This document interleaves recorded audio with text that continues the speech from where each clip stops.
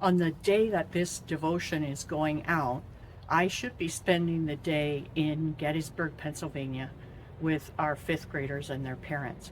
We go to that city, that little town where one of the most important battles of the Civil War took place, where the North and the South came together and where the tide of the war was turned in favor of the Union Army. The students have been working on memorizing the Gettysburg Address, and we'll go to the National Cemetery where a few months after the war, a few months after the battle, President Lincoln gave his very famous speech, the Gettysburg Address. And one of the lines in that speech has stuck out to me, where President Lincoln said, "Now we are met on a great battlefield of that war."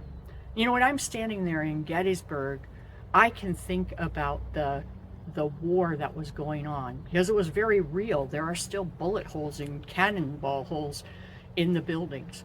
But sometimes in my daily life, I forget that we too are in a battle, that we are in a spiritual battle, and that Paul says that that is a battle that we need to prepare for. In Ephesians 6, he tells us this: "Finally, be strong in the Lord and in the strength of his might. Put on the full armor of God so that you will be able to stand firm against the schemes of the devil. For our struggle is not against flesh and blood, but against the rulers, against the powers, against the world forces of this darkness, against the spiritual forces of wickedness in the heavenly places.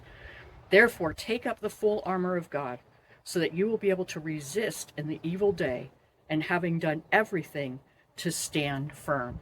You know, I often forget that we are in a spiritual battle, that there is a very real war going on for the souls of the men and women around us.